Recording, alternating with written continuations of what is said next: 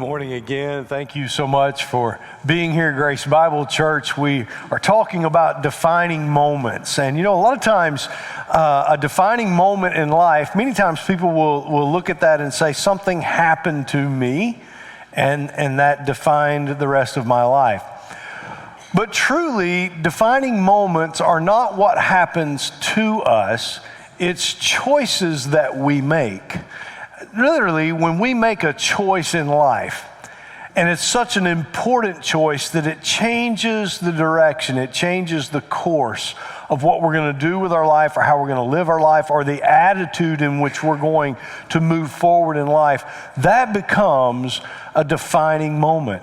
And Jesus is the master of creating defining moments in life. Because Jesus brings us to a place many times where we must make a choice. We must choose what we're going to do based upon what He's asking us, what He's telling us, what He's revealing to Himself about us. And we find that all through the Gospel of Mark. And we're going to look at one of those moments this morning because many times Jesus brings us to a place where we must make a shocking choice. It may not be shocking to anyone else, but it's shocking to us because the choice is redefining, reshaping the direction of where we're going to go and what we're going to do with our life. And so in Mark chapter 2, I want us to look at a couple of shocking choices that were made. In Mark chapter 2, beginning of verse 13, it says, "Once again Jesus went out beside the lake. A large crowd came to him, and he began to teach them. And as he walked along, he saw Levi, son of Alphaeus, sitting at the tax collector's booth. 'Follow me,' Jesus told him. And Levi got up and followed him." In these two verses, we find two shocking choices. We may overlook it as we read it, but as we unpack what's going on here, two choices were made that really reshaped what was going to happen next in these individuals' lives. The first choice is Jesus' choice, and that is that Jesus chose Levi. Jesus chose Levi. Levi was a scandalous, politically incorrect person, yet Jesus chose him to be one of his closest companions. Now, most of us, I would say many of us anyway, I don't know about most, many of us in here may not know who Levi is. He goes by another name that's much more popular in the Bible called Matthew. Levi wrote the Gospel of Matthew. We're going to talk about how he became Matthew in just a few moments, but this is the calling of one of Jesus' disciples, Levi, who was a tax collector. The reason this is such a radical, shocking choice is because Levi was a tax collector. Tax collectors worked for Rome.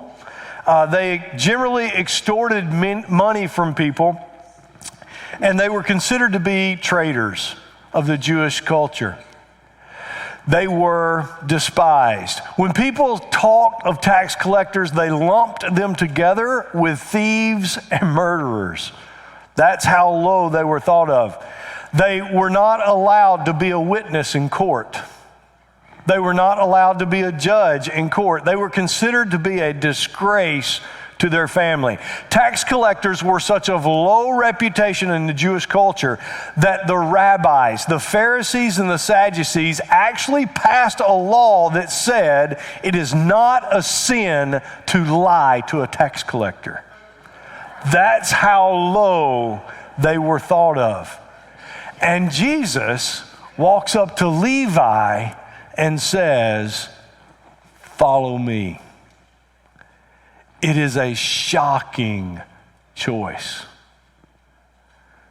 It is a shocking choice. Jesus had some pretty shocking choices when it came to picking people to follow him. In a passage a little later on in Mark chapter 3, Jesus chose another man named Simon, who was a zealot. You couldn't get two polar opposite people, Levi and Simon.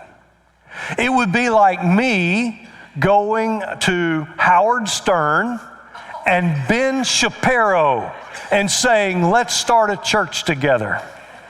That's how radical this was.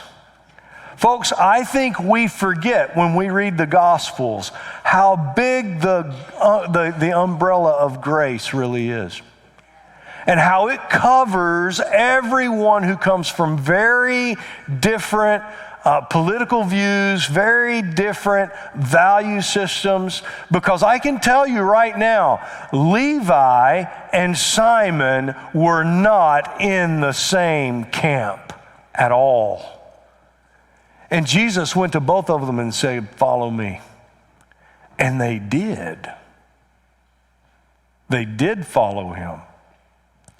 And it's shocking. But what makes this so shocking is that people were watching when Jesus chose this tax collector, and they couldn't believe it. That he would choose someone of such low moral standards to be one of his closest companions. That's just the first shocking choice. The second shocking choice is the fact that Levi followed. Levi followed Jesus, which altered his career and his financial trajectory. Look, when Levi said, I'm going to follow Jesus, when Jesus came to him and said, follow me, and Levi said he would, this was a life-altering choice for Levi. Now, what's interesting is when Jesus said to Levi, follow me, those words, follow me, they're kind of load-bearing words. They're not easy words. They're not how you and I might picture what it means to follow someone. Jesus, when he went to Levi and he said, follow me, Jesus was saying, I need you to bear my burdens with me. Follow me. It was load-bearing. And Levi responded to that and said, yes, I will follow you. And what's really interesting is that Levi, when he chose to follow Jesus, listen, the most popular disciples were the fishermen.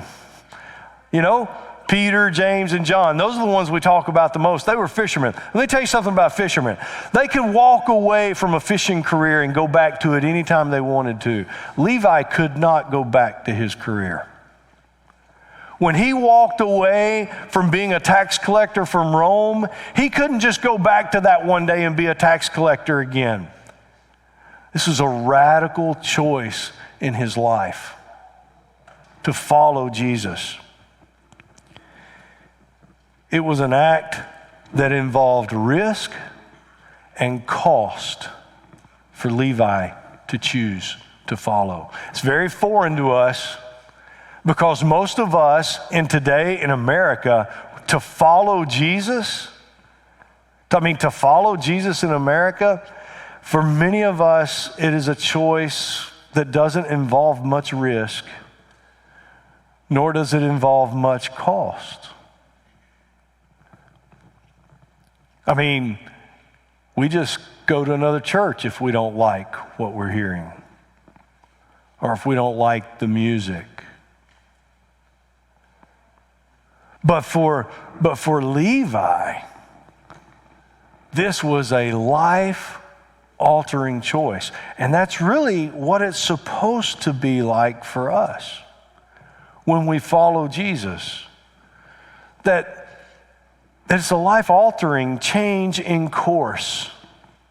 That's why his name changed. It was very common in biblical times for people to have a given name, but then they would take on another name. We might call it a nickname, but it would become their name because their given name and who they are is not the same. And so they would change their name. And Levi, his given name, Levi, once he met Jesus, his life changed course. And he's like, I'm no longer Levi, I'm Matthew. I'm Matthew because the direction of my life and the course of my life is nothing like it was before I met Jesus. So don't call me Levi anymore, because I'm not that man anymore.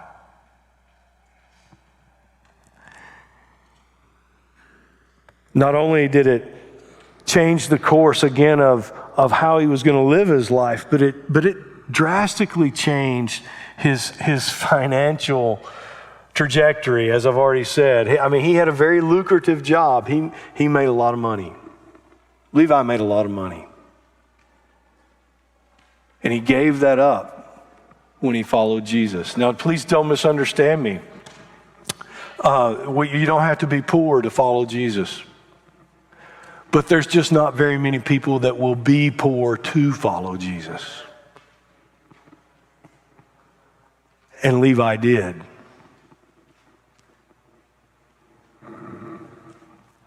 The Bible goes on to tell us that these two shocking choices of Jesus choosing Levi and then Levi choosing to follow Jesus, it leads to a shocking party that unfolds at Levi's house. Look at what the Bible goes on to tell us. While Jesus was having dinner at Levi's house, many tax collectors and sinners were eating with him and his disciples, for there were many who followed him.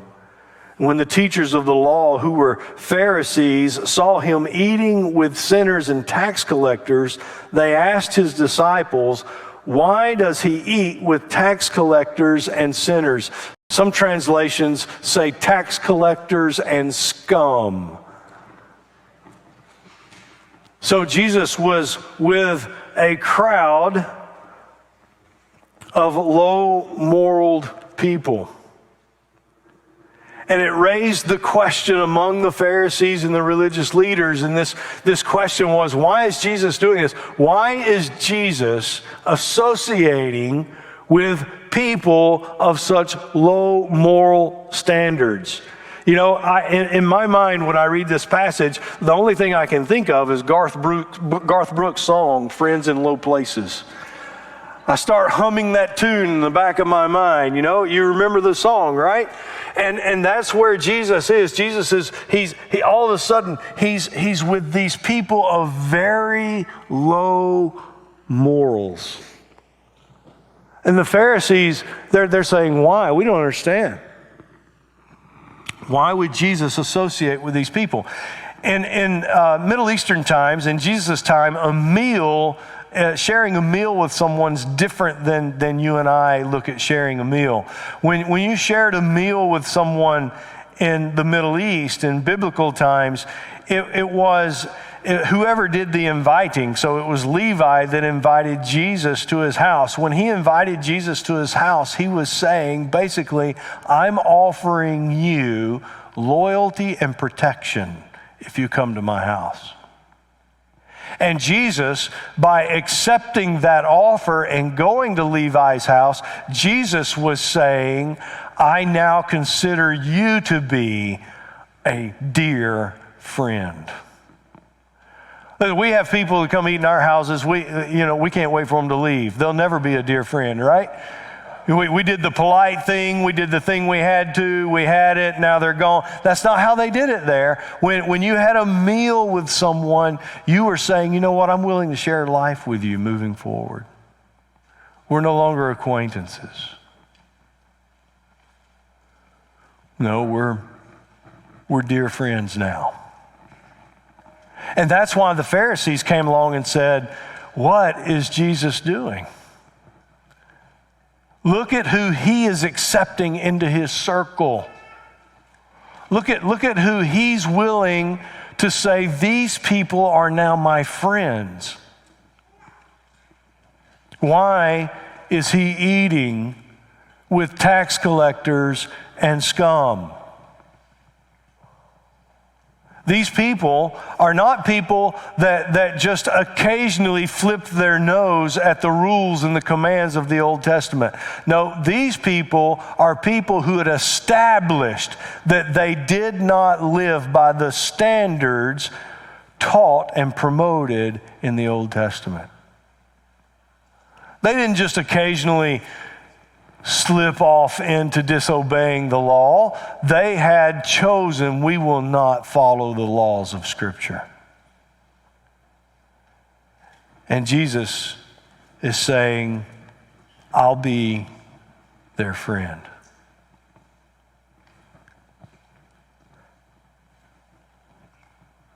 When Jesus heard what they were saying, look at what the Bible says. On hearing this, Jesus said to them, it is not the healthy who need a doctor, but the sick. I have not come to call the righteous, but sinners. Which leads to a couple of observations, things that I want us to think about this morning. First of all, moral reform is not required to be accepted by Jesus. Now, let me just say something. Most of us in this room and many watching online, we might read that statement and say, that's right, Jesus accepts everyone. But it's interesting, as his followers, we struggle with doing it. We struggle with accepting everyone. In fact, I would dare say on a practical level that there are individuals in our society that if they chose to start coming to church here, many in this room would choose to stop coming to church here. We would celebrate the fact that Jesus accepts everyone, but we would dare not practice what we celebrate. That might need to be something we should think about. Jesus doesn't require people to, dress themselves up to be something or someone before he accepts them. He does not consider people to be moral rejects. In fact, he sees individuals like that as patients. And he sees himself as the physician. That's what he refers to in this passage. He said, I'm the doctor. I'm here to heal those who are sick. Healthy people don't need a doctor. Healthy people don't need a physician. And Jesus said, I'm the physician. And I'm here to help these people. It's funny thinking about him being a physician. What a great physician. He comes to us in our need. He makes a perfect diagnosis. He provides the cure. And here's the real kicker. He pays all the costs. He truly is the great physician. The second thing that I would like to point out is that being accepted is not the same as being forgiven. Those are two different things. Jesus accepted them. It didn't necessarily mean that he forgave them. And sometimes we in our culture, we've kind of lost the ability, if we accept someone, immediately it is assumed that we're in total agreement with how they live and everything they do in their life. And that's not true. Even Jesus wasn't that way. And the flip side of that coin is if for some reason we come across as not accepting someone, society interprets as, oh, well, now we're haters. We hate them because we don't accept everything they're doing. And so Jesus is somewhere in between those two extremes. He accepted people, but that didn't necessarily mean that he just forgave them for what they were doing that was wrong. And I think it's okay for you and I to figure out that balance in our own lives. Jesus doesn't require moral change to love us. But here's what happens if we accept his love and we begin to love him back. He will change us. He will change us. I mean, if you can follow Jesus and you don't encounter some kind of change in your life, you're not following Jesus. Because that's what he does. He loves us and he accepts us as we are, but as we begin to love him back, then he begins to change who we are. And that's where forgiveness begins to step in and play itself out in our lives. There are some people that Jesus can't heal of their spiritual sickness. The first group is those who don't know about him. I mean, if they don't know about Jesus, he can't help them. The second group is those who know about him but refuse to trust him. Jesus can't help those people. The third group is those who will not admit that they need him. If someone encounters Christ and they understand what Christ stands for and they understand what he is doing, but they refuse to admit that they need him, Jesus can't help that person.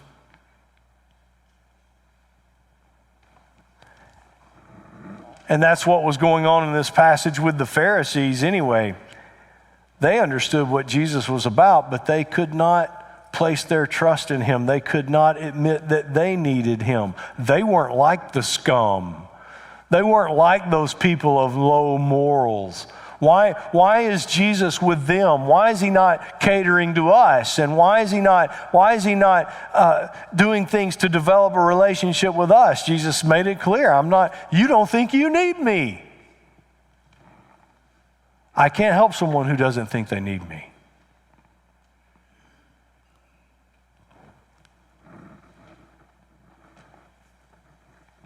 The party, though, it created another question. Look at what the Bible goes on to say. It says, now John's disciples and the Pharisees were fasting. And some people came and asked Jesus, how is it that John's disciples and the disciples of the Pharisees are fasting, but not yours? So here's what's interesting, okay? Here's a little cultural thing that you and I wouldn't know about just by reading this. So the Pharisees taught that you were to fast 2 times a week on Mondays and Thursdays. These fasts did not come from the Old Testament scriptures. They were rules that they added. They were rules that they said, if you want to be pious, if you want to be good, if you want to be a better person, you must fast 2 times a week on Monday and on Thursdays. And it was a rule they created, it didn't come from the scriptures, right? You follow? So what I think happened, can't prove it, but what I think happened is that this party that's taking place at Levi's house fell on a Monday or a Thursday. And so not only is Jesus hanging out with people of low moral standards, but he's also doing it on a day when we're supposed to be fasting. Why is Jesus it's not that he's hanging out with bad people, it's that he's also having a good time while he does it. Why aren't Jesus and his disciples like the other religious leaders who are fasting today? Why is that going on? That's the question that was being asked, and Jesus answered. He said, how can the guests of the bridegroom fast while he is with them? They cannot, so long as they have him with them. But the time will come when the bridegroom will be taken from them, and on that day they will fast. No one sews a patch of unshrunk cloth on an old garment. Otherwise, the new piece will pull away from the old, making the tear worse. And no one pours new wine into old wineskins. Otherwise, the wine will burst the skins, and both the wine and the wineskins will be ruined. No, they pour new wine into new wineskins. Okay, a couple of observations in Jesus' answers. First of all, following Jesus is joyful, it's not gloomy. Life is not supposed to be a funeral. Now listen to me carefully. There are things that happen in life that are disappointing and painful and sad. And we will have those moments in life. We will have those seasons in life. But when it comes to following Jesus, there's more joy in following than burden in following. And that's what Jesus is talking about. He's saying, look, I'm with them right now. I'm right here. So yeah, they're going to be joyful right now. There's a day coming when my disciples will fast and they will experience sorrow, but not today, because generally speaking, when we're following Jesus, it is a joyful experience. It's not always meant to be a burden, a joy kill, a stick in the mud, however we might want to communicate that. What is Jesus talking about? Listen, Jesus has called us to be separate in character, not separate in social relationships. And this is hard to play out because we grow up, we've all been taught there's certain people you hang out with and there's certain people you don't hang out with. And I'm not talking about hanging out, okay? I'm not talking about going and doing something with people who influence you to do bad. Our goal is to be following Jesus so closely that even when we're with people who are not like us, we are light in that moment, not becoming like them. Does this make sense?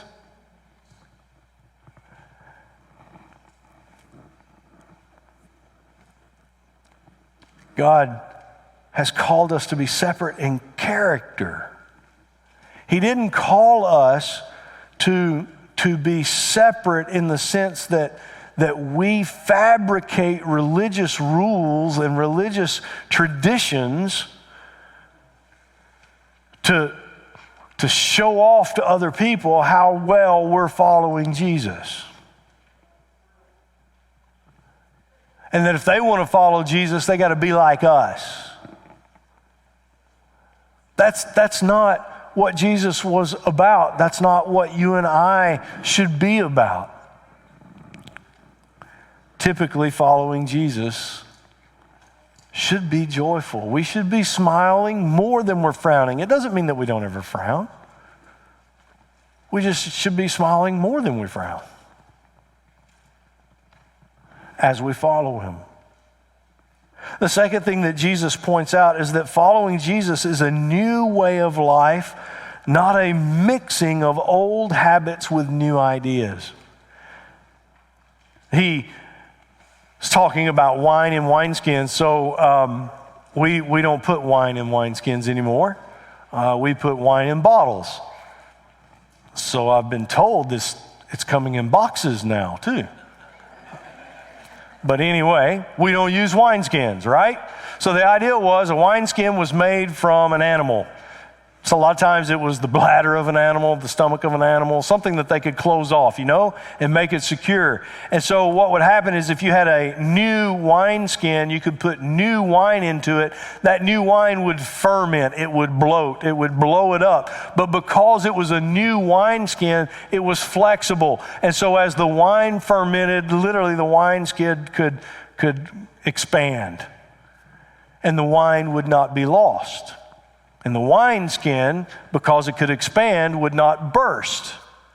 But if you took an old wineskin, a wineskin that was not new, and you put new wine in there, as that wine began to ferment and it began to expand, that old wineskin had lost its flexibility, and it would burst, and you would lose the wineskin and the wine. And wine drinkers everywhere would be very sad.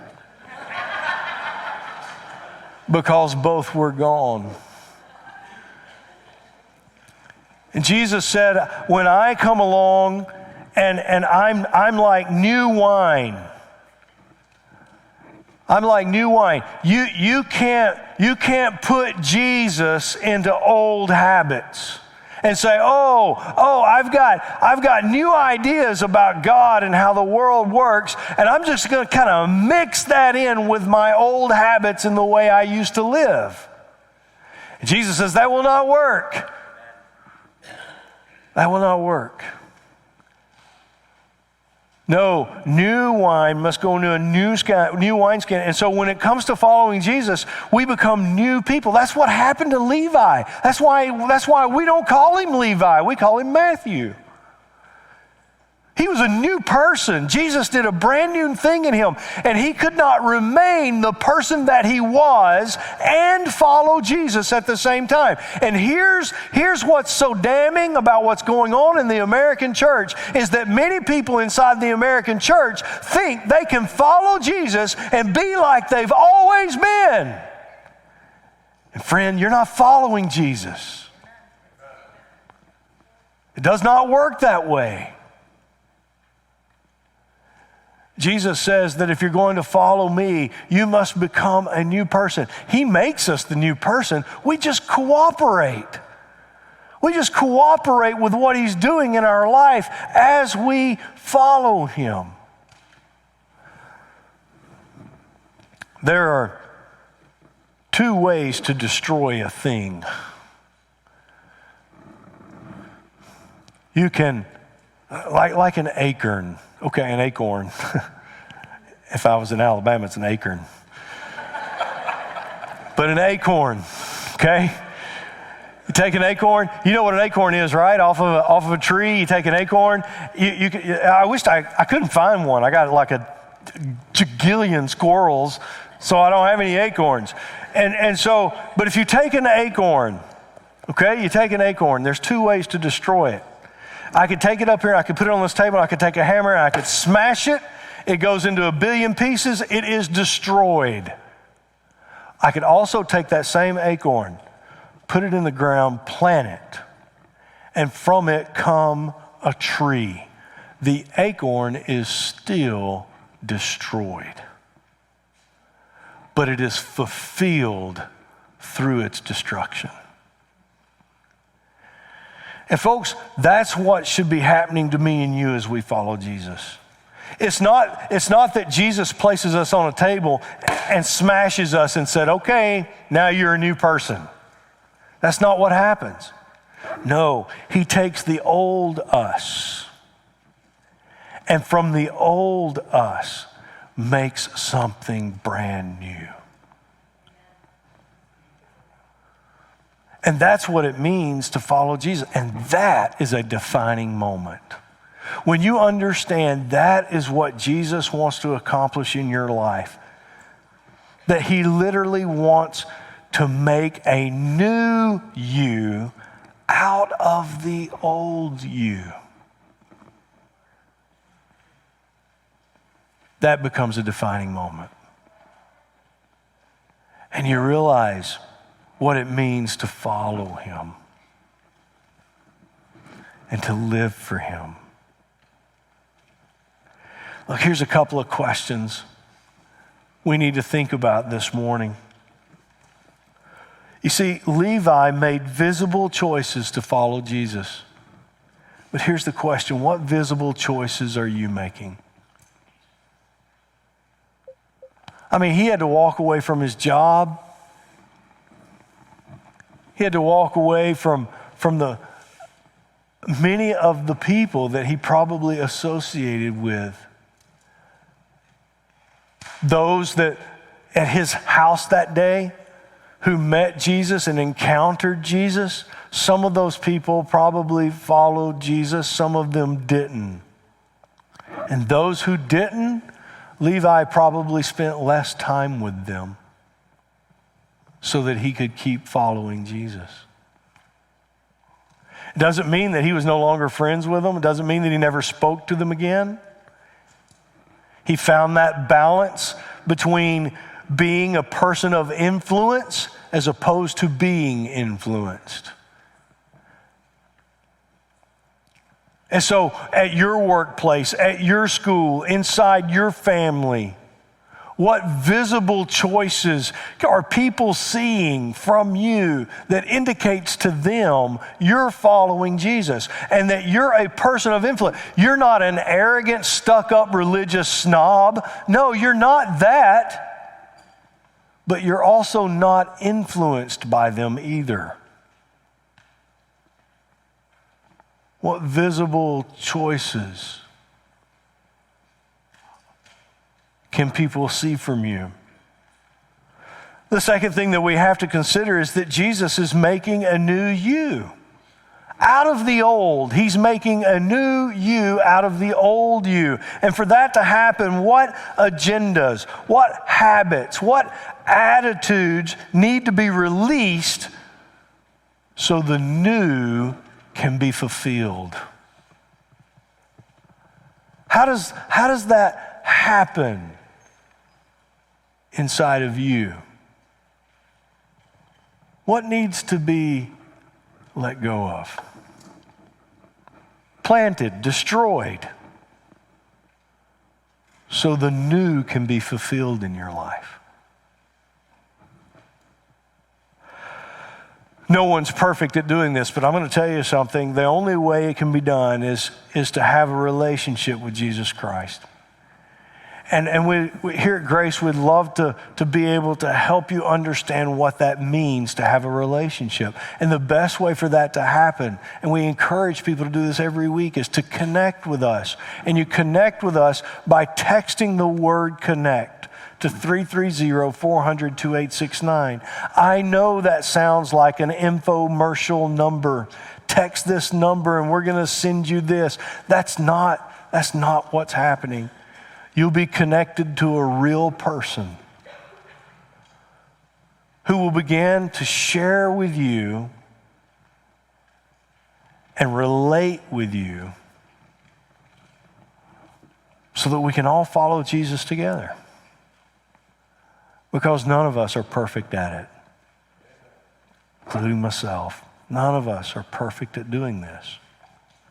But it's what we've been asked to do, and it is a choice we make. It is a defining moment for us. Am I going to follow Jesus? Not just believe in him, follow him. Not just appreciate some of the things he said, no, follow him. Not play a religious game where I mix what I like about Jesus and I try to mix that with what I want to hang on to in my life. No, we're talking about following him